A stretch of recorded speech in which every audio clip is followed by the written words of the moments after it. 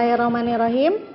Assalamualaikum warahmatullahi wabarakatuh. Waalaikumsalam warahmatullahi wabarakatuh. Sebelum kita memulai kegiatan layanan konseling kelompok kita pada hari ini, alangkah lebih baiknya kita membukanya dengan berdoa. Kira-kira siapa yang mau memimpin doa? Abdu. Boleh? Sebelum memulai kegiatan hari ini, alangkah baiknya kita berdoa supaya diberi kelancaran. Berdoa menurut agama dan kepercayaan masing-masing dimulai. Berdoa selesai. Bagaimana kabarnya semua? Alhamdulillah baik. Alhamdulillah. Pada kesempatan kali ini kita akan melakukan kegiatan layanan konseling kelompok. Saya minta kalian untuk memperkenalkan diri terlebih dahulu melalui games. Jadi saya mempunyai satu buah bola. Bagi setiap anggota kelompok yang menerima bola ini maka harus memperkenalkan dirinya sekaligus menyebut nama teman sebelumnya. Paham semua? Paham. Baik, kita mulai ya. Nama saya Amalia Solihah atau Ibu Amel. Saya akan memberikan bola ini kepada Saya Muhammad Al-Kadafi menerima bola ini dari Ibu Amelia. Saya Al-Mansyah menerima bola ini dari Muhammad Al-Kadafi. Saya Muhammad Salahuddin Al-Ayubi menerima bola ini dari Firmansyah. Saya Firdaus Pati menerima bola ini dari Salahuddin Al-Ayubi. Saya Muhammad Fajar Ramadan menerima bola ini dari Firdaus Pati. Saya Abdul Balik Lisba menerima ini dari Muhammad Fatih Ramadan. Oke, semuanya jadi sudah memperkenalkan dirinya masing-masing ya. Selanjutnya, pada kesempatan kali ini kita akan melakukan layanan konseling kelompok mengenai manajemen waktu. Sebelumnya saya mau bertanya terlebih dahulu, kira-kira ada yang tahu nggak konseling kelompok itu apa? Enggak, Bu. Belum tahu? Belum. Jadi konseling kelompok ialah layanan bimbingan dan konseling yang mempersilahkan kalian untuk membahas, mengungkapkan serta mengentaskan permasalahan yang kalian alami secara dinamika kelompok. Jadi layanan konseling kelompok pada hari ini, tiap-tiap anggota kelompok dari kalian itu mengungkapkan permasalahan yang kalian alami serta kita akan membahas untuk pengentasannya masing-masing. Adapun tujuan dari kegiatan layanan konseling kelompok ini, pertama, saya harap kalian mampu mengelola manajemen waktu kalian secara efektif dan efisien, serta kalian menemukan, merumuskan, serta mengelola manajemen waktu kalian secara efektif dan efisien. Jadi itu yang saya harapkan dari kegiatan layanan konseling kelompok ini. Kemudian, asas-asas konseling kelompok. Yang pertama, ada yang namanya asas keterbukaan. Atas asas keterbukaan itu, jadi kalian saling terbuka untuk mengungkapkan apa yang kalian mempunyai masalah kalian masing-masing. Jadi kalian di sini harus saling terbuka ya, mengungkapkan apa saja permasalahan yang kalian hadapi mengenai manajemen waktu kalian. Kemudian yang kedua, ada yang namanya asas kesukarelaan. Jadi di asas kesukarelaan ini, kedatangan kalian ke sini, berkumpulnya kita hari ini secara sadar, bersukarela atau bersedia untuk mengungkapkan serta mengentaskan bersama-sama mengenai permasalahan manajemen waktu kalian. Kemudian yang terakhir ada yang namanya asas kerahasiaan. Jadi dalam asas kerahasiaan ini, apabila ada rahasia yang ditemukan dalam layanan konseling kelompok ini, semuanya harus menjaga rahasia tersebut. Bagaimana, semuanya sepakat? Sepakat. Oke, kalau udah sepakat, selanjutnya sudah siap ya semuanya? Siap. Jadi layanan konseling kelompok ini akan kita laksanakan kurang lebih satu pertemuan atau kurang lebih 40 sampai 45 menit. Langsung saja, saya mempersilahkan ke kalian semua untuk mengungkapkan permasalahan kalian mengenai waktu kalian. Dimulai dari siapa, boleh? Pegang. Ya, saya itu dari pagi bangun jam 6 lewat 30 menit. Yaitu saya mandi, sholat, siap-siap ke sekolah. Permasalahan waktu saya itu mungkin waktu berangkat sekolah. Saya berangkat sekolah jam 6.45, sampai sekolah sudah jam 7.15. Itu pun sudah terlambat. Seharusnya masuk jam 7.10. Mungkin itu, Bu. Permasalahan waktu saya bangunnya terlalu siang. Jadi jarak ke sekolah juga lumayan jauh, jadi itu permasalahan saya ke sekolah jadi telat. Permasalahan saya sering tidur malam, jadi paginya suka kesiangan. Yuk, selanjutnya. Kalau permasalahan saya Bu ya, kalau malam tuh baliknya malam jam 12. Jadi kalau bangun pagi salat subuh jam 5, tidur lagi bangun jam 6. Jarak rumah ke sekolah juga jauh Bu, jadinya sampai sekolah kadang setengah 8, kadang jam 7:20, padahal masuk sekolah jam 7:10. Oke. Selanjutnya. Permasalahan waktu saya, kalau malam sering main game sampai lupa waktu dan bangun juga kesiangan. Biasa bangun jam 5.30, itu karena main game malamnya bangun jam 6:45, dan sampai sekolah pun jam 7.20, itu pun sudah terlambat Bu. Oke. Jadi kalian semua sudah mengungkapkan permasalahan yang kalian alami selama ini. Jadi rata-rata dari kita semua atau dari kalian semua itu mengalami yang namanya sering terlambat datang ke sekolah gitu. Baik itu ada yang karena begadang, karena itu sering main dan sebagainya. Oke, selanjutnya kita di sini akan sama-sama mengentaskan permasalahan yang kalian alami dengan cara teknik self management, yaitu untuk langkah pertama, sekarang kalian boleh buka grup WhatsApp-nya. Silakan buka link Canva yang telah tersedia. Sudah? Silakan kalian membuat to-do list kalian atau jadwal kegiatan kalian dari kalian bangun tidur sampai kalian tidur lagi. Saya beri waktu kalian 5 menit untuk membuat jadwal kegiatan harian kalian. Siap semuanya? Siap. Silakan.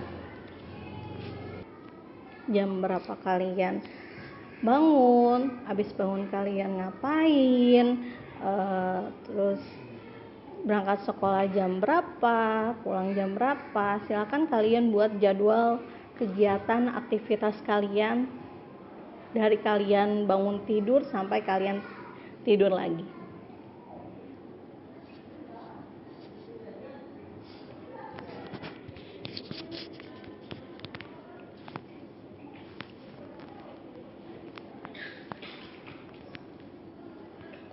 Waktunya 2 menit lagi ya.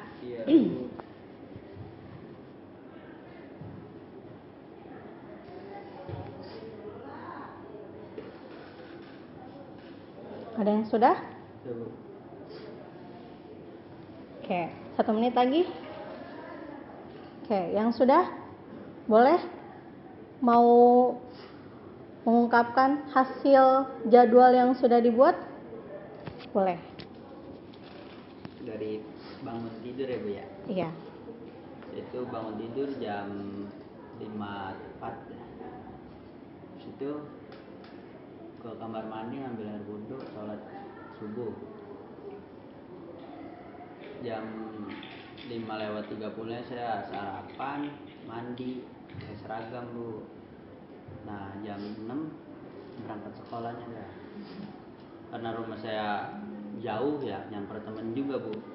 Jadi kanan sampai sekolah itu jam 7:15. Nah, pada jam 7:15 saya telat 5 menit. Telat 5 menit kan Bu ya. Saya masuk kelas. Nah, itu sampai jam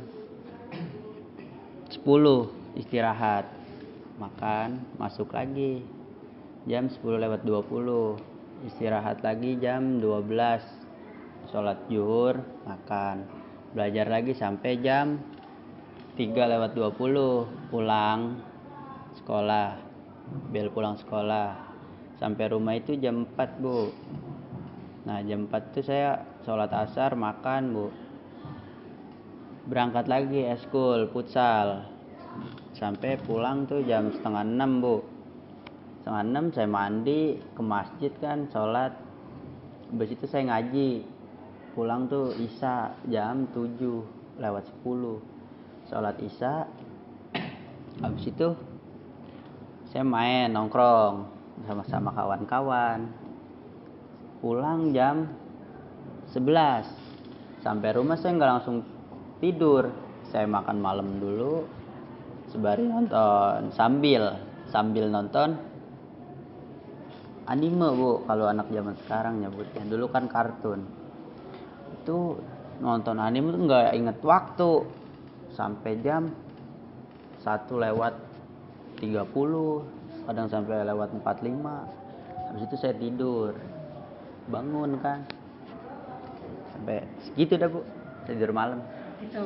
Iya. Oke, itu jadwal harian dari Fatih. Kira-kira siapa yang mau mengomentari dari jadwal harian atau kegiatan aktivitasnya Fatih? Ada? Boleh. Menurut saya, Fatih, kalau malam jangan nonton anime terus. Sehabis pulang ngaji, lebih baiknya langsung tidur karena besok kan ke sekolah. Iya. Agar nggak terlambat, Iya. tidurnya jangan ke malam nanti. Siap. Oke, itu dari Vali. Selanjutnya, kira-kira ada yang mau mengungkapkan lagi jadwal harian yang sudah dibuat? Silakan. Ini jadwal harian saya. Saya bangun jam 5:30, sholat. Sehabis sholat saya main HP sampai jam 6. Sehabis saya main HP, saya mandi. Sehabis mandi saya pakai seragam, mempersiapkan peralatan sekolah. Oke. Itu penjabaran aktivitas hariannya dari Ahmad Firmansyah. Kira-kira ada yang mau mengomentari? Saya Bu. Boleh.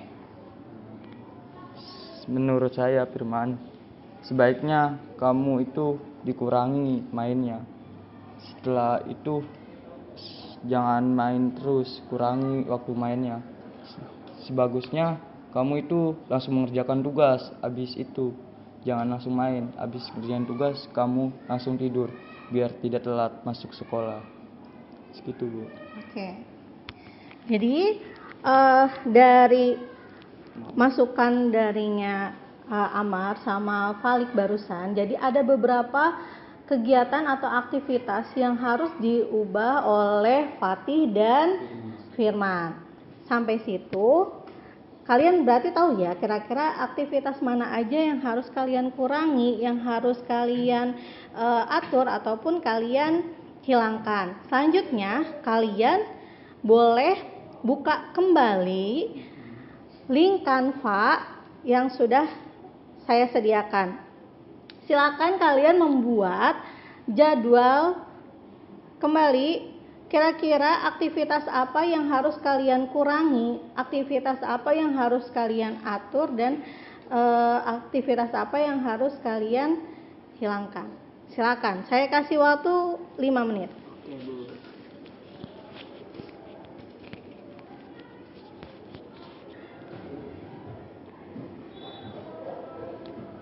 Baik, 2 menit lagi ya. Iya Bu.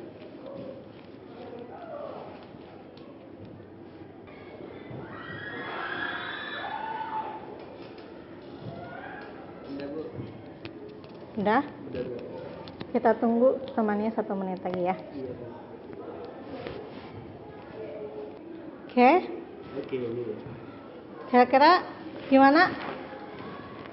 Siapa yang mau mengungkapkan kembali hasil? Boleh. Ya. Nah, untuk hari Senin tuh biar saya nggak terlambat, saya harus mengurangi main malam, Bu.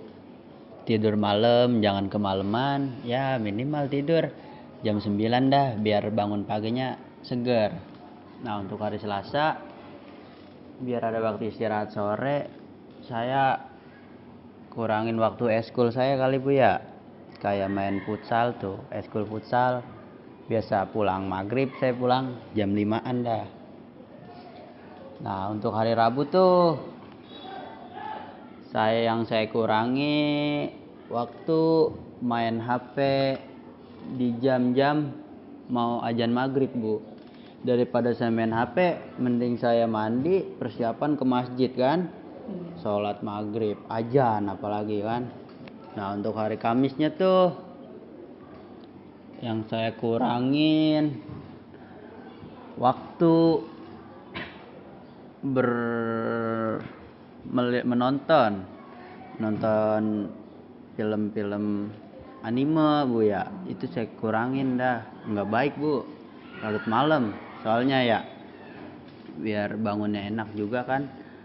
Nah, yang hari Jumat saya kurangin tuh waktu main HP abis maghrib, Bu. Daripada main HP mending saya yasinan, Bu. Iya, hari Jumat kan. Nah, sama waktu makan malam. Gimana makan malam? Kan makan malam tuh nggak baik, Bu. Nggak boleh ya. Iya, mending jangan makan malam dah. Kalau mau makan sebelum maghrib aja. Ya, Bu ya. Oke. Iya, segitu aja sih, Bu. Oke, jadi itu aktivitas Fatih yang harus Fatih ubah. Selanjutnya, kira-kira ada yang mau menjabarkan kembali hasil jadwal harian yang harus diubahnya? Ibu. Boleh.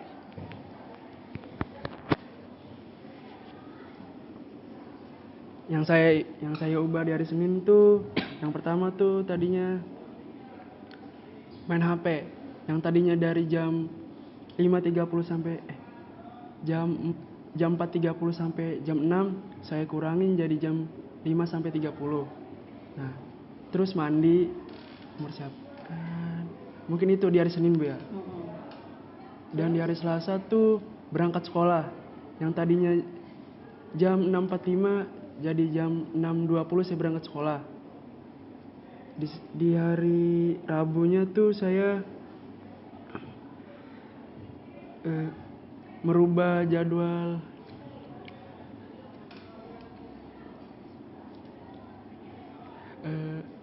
sore ya, setelah pulang sekolah. Yang tadinya main HP sampai maghrib, saya luangkan waktu untuk mengerjakan tugas sampai maghrib. Nah, hari Kamisnya tuh saya merubah waktu main. Yang tadinya dari jam 9 sampai jam 11 saya kurangin sampai jam 10. Ya. Di hari Jumat tuh saya ngurangin main HP. Yang tadinya dari jam 12 sampai jam 1, sekarang dari jam 10 sampai jam setengah 11. Nah, mungkin itu aja, Bu. Oke. Jadi setiap anggota kelompok atau kalian semua sudah tahu ya kira-kira aktivitas atau kegiatan apa saja yang harus kalian atur, yang harus kalian ubah atau bahkan kalian hilangkan. Selanjutnya, setelah kalian mengetahui nih kira-kira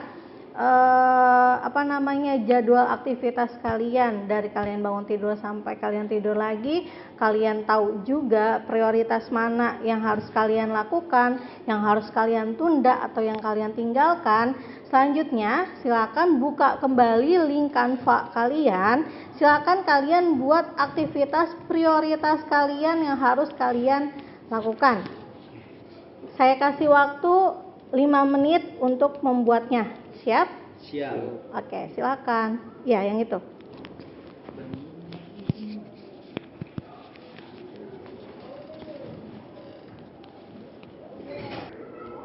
Jadi aktivitas-aktivitas inti aja. Prioritas kewajiban kalian.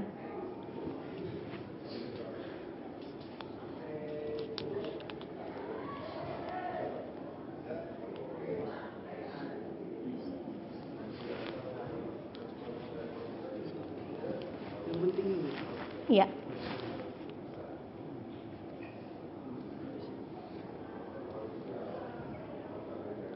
Jadi aktivitas-aktivitas prioritas berarti yang penting yang harus kalian lakukan sekarang dan tidak bisa kalian tinggalkan. Jadi gitu ya. Layanan kegiatan konseling kelompok ini, jadi manfaat dari manajemen waktu ini kalian jadi tahu cara mengatur, mengelola, serta merumuskan waktu kalian secara efektif dan efisien, dan agar kalian terhindar dari yang namanya stres karena waktu yang terbuang sia-sia gitu. Selanjutnya, sebagai penguat, saya punya video. Kalian boleh simak videonya? Boleh. Oke.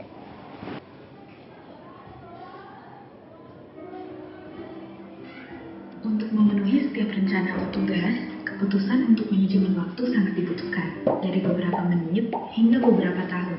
Waktu adalah salah satu sumber daya yang tidak bisa direproduksi dan tidak dapat diambil alih. Manajemen waktu di dalam sebuah perencanaan kegiatan merupakan suatu teknik untuk mengatur dan meningkatkan penggunaan waktu secara efektif.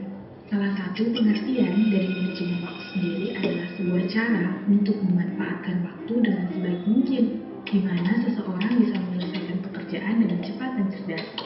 Namun, waktu adalah perkembangan keberadaan dan peristiwa dari masa lalu ke masa depan.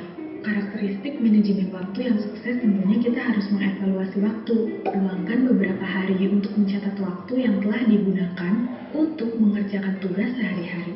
Kemudian tandai aktivitas yang tidak termasuk dalam kategori tersebut. Luangkan waktu di awal hari dan di malam hari setiap hari untuk membuat rencana dengan memprioritaskan tugas berdasarkan tujuan yang ingin dicapai. Jika ada proyek besar, bagi menjadi proyek-proyek kecil supaya tidak kewalahan.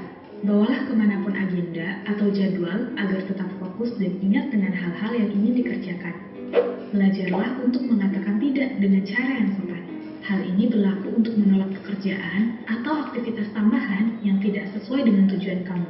Bergabung dengan teman-teman hanya karena merasa tidak enak dapat menghabiskan waktu berharga kamu yang lebih baik digunakan untuk mengerjakan tugas-tugas penting. Istirahat yang cukup.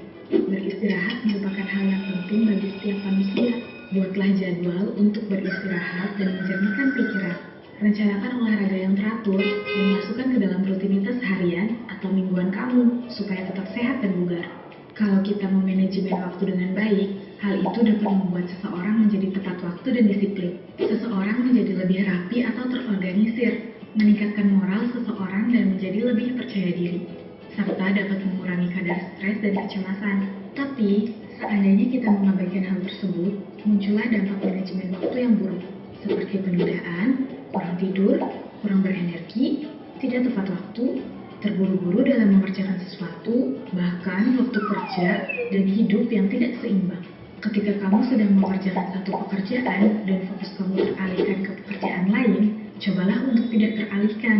Hal ini akan menimbulkan pekerjaan yang tidak selesai dengan baik dan menghambat produktivitas. Hal terpenting dari manajemen waktu yang mudah, menyenangkan, dan dapat dipelajari adalah mempraktekannya secara langsung, dan bukan hanya dengan teori maupun duduk di sebuah seminar. Manajemen waktu ada dalam kendalimu. Jika kamu akan mengelolanya dengan baik, maka dapat menciptakan peluang yang sangat besar, karena pemanfaatan waktu dan efektivitas merupakan penanda utama untuk sukses.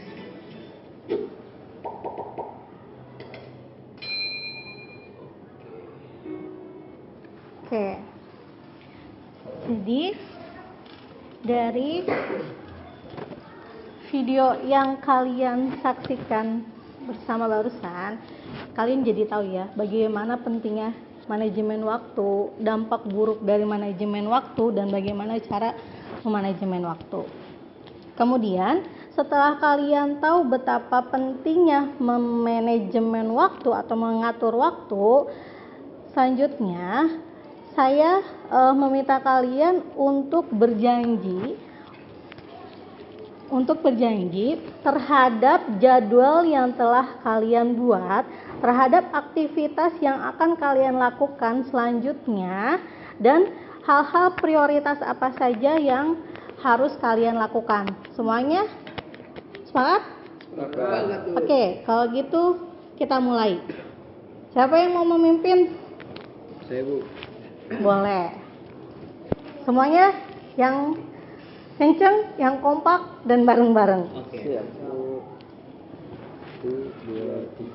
Saya berjanji akan memanfaatkan waktu saya dengan efektif dan efisien.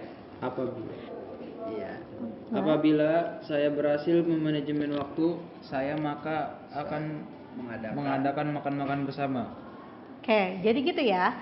Ini semua perencanaan, pelaksanaan, serta evaluasi itu kita bareng-bareng dari sekarang tentang manajemen waktu kalian masing-masing. Oke, selanjutnya sebelum kita menutup layanan kegiatan konseling kelompok kita pada hari ini, kira-kira ada yang mau menyimpulkan serta memberi kesan terhadap layanan kegiatan pada hari ini? Kira-kira siapa?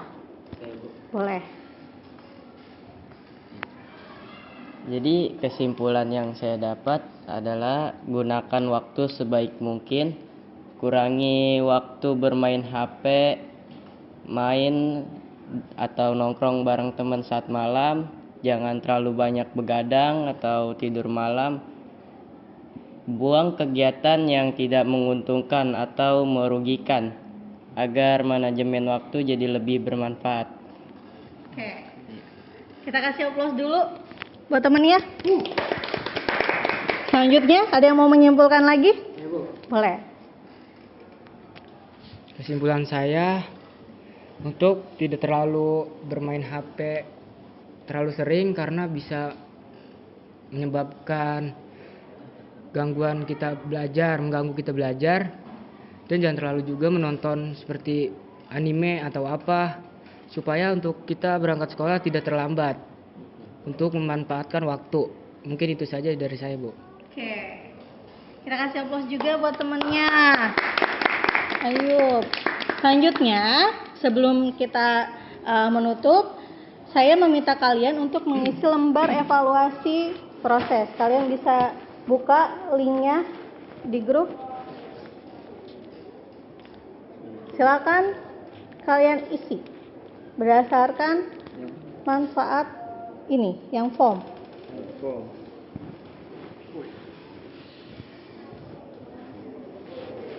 Kalian isi berdasarkan apa yang kalian dapatkan, apa yang kalian rasakan dari layanan konseling kelompok kita pada hari ini.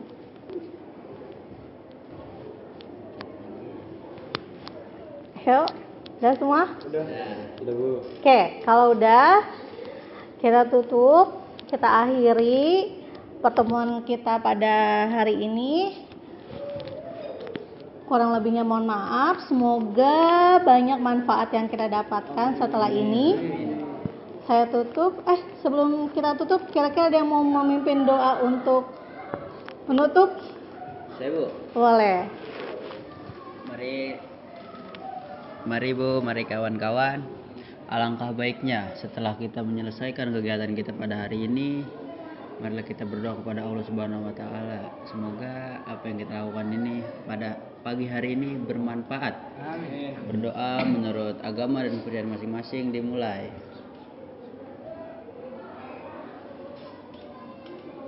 Doa selesai. Amin. Oke. Ulangi. Terima kasih atas kesediaan dan kesukarelaannya pada hari ini. Saya tutup, kita akhiri, kurang lebihnya mohon maaf. Wabillahi taufiq wal hidayah. Wassalamualaikum warahmatullahi wabarakatuh. Waalaikumsalam